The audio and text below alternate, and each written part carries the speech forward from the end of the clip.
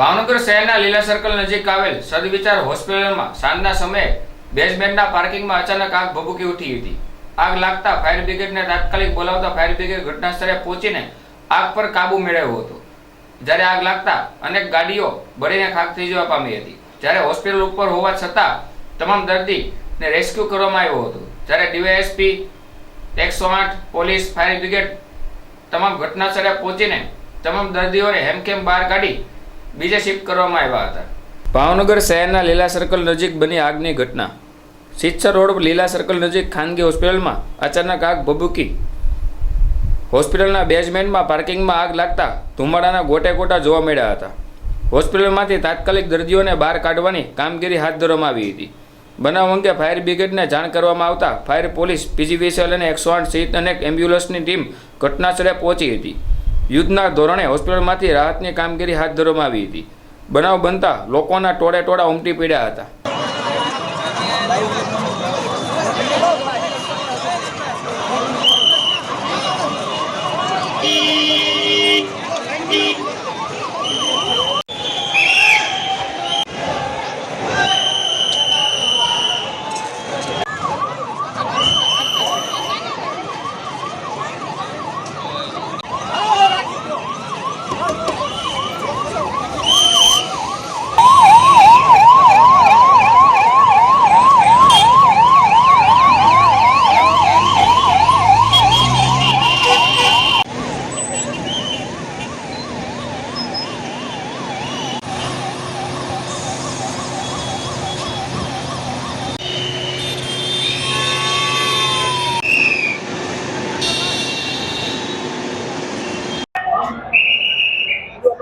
Pradyumansinh Jadeja, chief fire officer, Bhavnagar મહાનગરપાલિકા।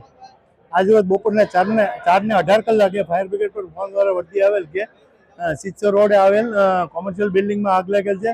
સુરત પૂર્વ zonal અને ફાયર હેડક્વાર્ટરની બંને ટીમો રવાના થયેલ અને સ્થળ પર તપાસ બેઝમેન્ટમાં રાખેલું સ્ટોરેજમાં આગ લાગેલ હતી અને એની હિસાબે આખા બિલ્ડિંગમાં ધુમાડો પસરી ગયેલ હતો। જેના હિસાબે આપણે 18 થી 24 પેશન્ટને દાખલ કરેલા પેશન્ટને બહાર કાઢેલા છે રેસ્ક્યુ કરીને અને અત્યારે આગ કંટ્રોલમાં છે। આગ લાગવાનું કારણ તપાસનો વિષય છે, હજી તપાસીને પછી જાણ કરશું।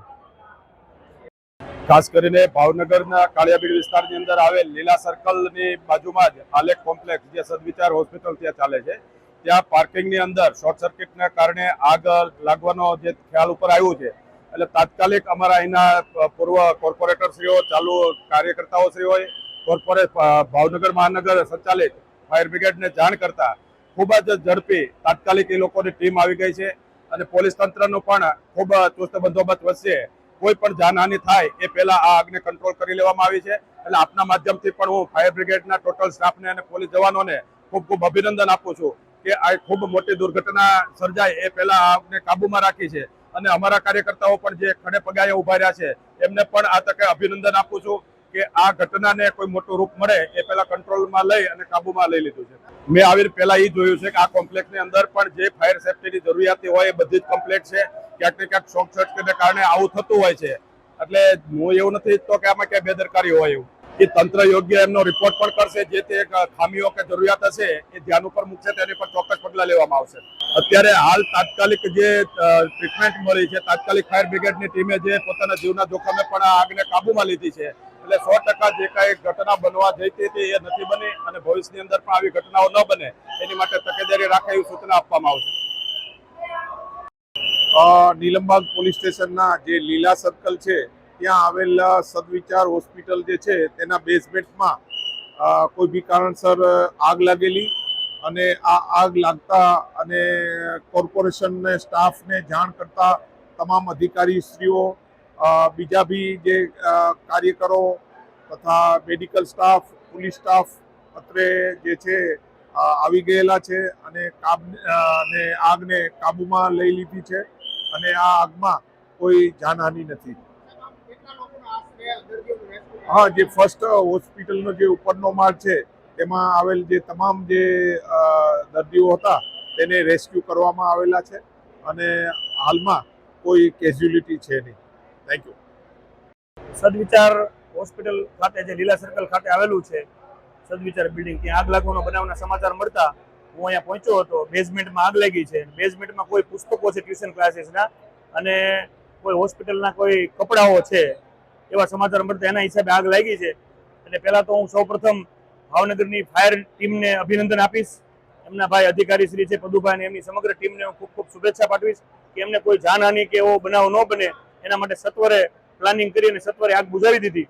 પણ મહાનગરપાલિકાના અધિકારીઓને હું કહેવા ચોક્કસ માંગીશ કે આ બેઝમેન્ટની અંદર પાર્કિંગની અંદર આવા ગોડાઉનની પરમિશન કોને આપી? તમે એક પણ બોટપાટ જે કાળુભા રોડ ઉપર જે બિલ્ડિંગમાં જે બનાવ બન્યો હતો એનાથી તમે બોટપાટ નથી લેતા. એટલે તમે શું નક્કી કર્યું છે ભાવનગરમાં જાનમાલનું નુકસાન થાય પછી જ કડક રીતે કાર્યવાહી કરવી? એટલે હું પેલા તમામ અધિકારીશ્રીઓને એ કહેવા માંગુ છું કે પેલા કોઈ પણ ગોડાઉનમાં આવો ખોટો ઉપયોગ ન થાય એ ધ્યાન રાખો અને જોવો. આ તો એક મા ખોડિયારના આશીર્વાદ છે ભાવનગર ઉપર. એવા મોટા બનાવ નથી બનતા. જો એવો મોટો બનાવ બની ગયો હોય ત્યાં કેટલા બધા હોસ્પિટલ છે, દર્દીઓ દાખલ હોય, દર્દીઓના સગાવાલા દાખલ હોય, તો કોણ જવાબદારી લે? એ પણ એક સમજવાનો વિષય છે, એક પણ તપાસનો વિષય છે. એટલે હવે જાગો, પછી તમે સમજો કે રેસ પછી ઘોડા કઈ કામના નહીં. દશેરાથી ઘોડું દોડે મહત્વનું હોય અને એટલે તમામ આવા બિલ્ડિંગ હોય ત્યાં આવા ગોડાઉન ન હોય, આવો કચરો ન પડ્યો હોય એ જુઓ.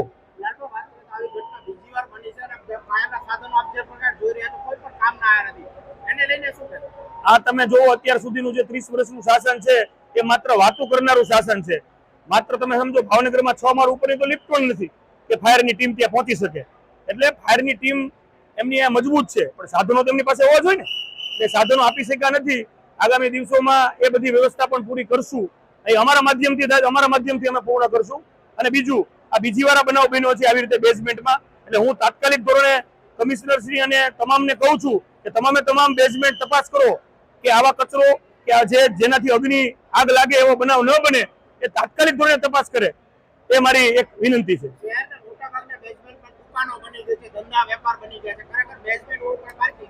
તમે સમજો આવા પાર્કિંગની પરમિશન શું કામ આપે છે? આવા બિલ્ડિંગને પરમિશન શું કામ આપે છે? એ મોટો પ્રશ્ન છે.